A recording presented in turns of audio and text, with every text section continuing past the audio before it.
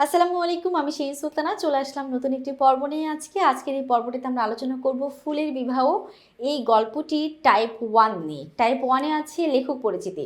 আচ্ছা, ফুলের বিবাহ এই গল্পটি লিখেছেন বঙ্কিমচন্দ্র চট্টোপাধ্যায়।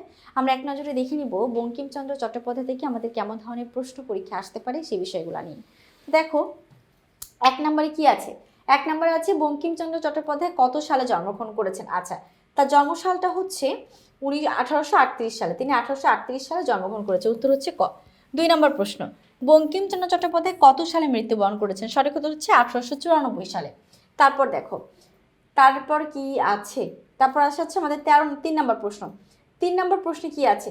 3 নম্বরে আছে বঙ্কিমচন্দ্র চট্টোপাধ্যায় কত সালে ডেপুটি ম্যাজিস্ট্রেট ও ডেপুটি কালেক্টর পদে যোগদান করেন?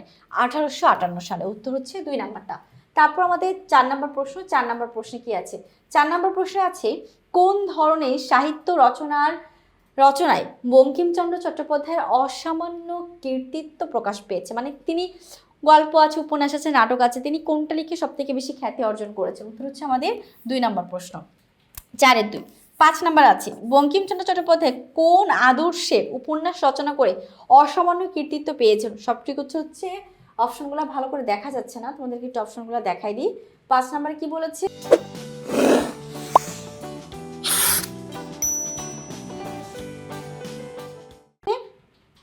বঙ্কিমচন্দ্র চট্টোপাধ্যায় কোন আদর্শে উপন্যাস রচনা করে অসামান্য কৃতিত্ব পেয়েছেন?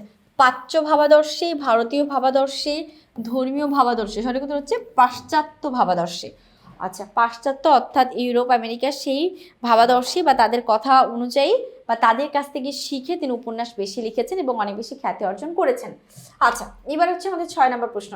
কোনটি নবদিগন্তের উন্মোচন করেছে? নবদিগন্ত মানে নতুন করে আলোকপাত করেছে, সেটা একটা উপন্যাস। যে 4টা আছে 4টার নামে উপন্যাস। কপালকুণ্ডলা, মৃণালিনী, রাধারানী সবগুলাই হচ্ছে উপন্যাস।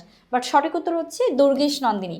এটা হচ্ছে বাংলা সাহিত্যের প্রথম সার্থক একটি উপন্যাস, যেটা সৃষ্টি করেছেন বঙ্কিমচন্দ্র চট্টোপাধ্যায়।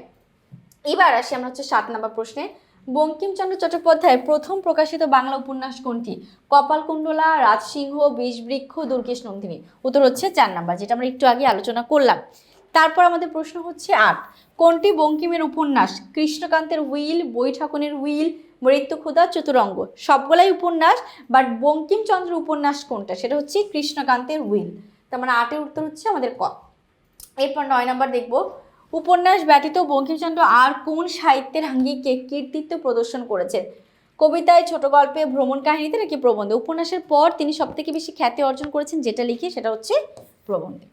তো আশা করি তোমরা বঙ্কিমচন্দ্র চট্টোপাধ্যায় থেকে আসা যে প্রশ্নগুলো সবথেকে বেশি আসতে পারে সেগুলো আমি এখানে সাজেস্ট করেছি। আশা করি তোমরা সকলে বুঝতে পেরেছো। আজকে পর্যন্তই। আল্লাহ হাফিজ, আসসালামু আলাইকুম।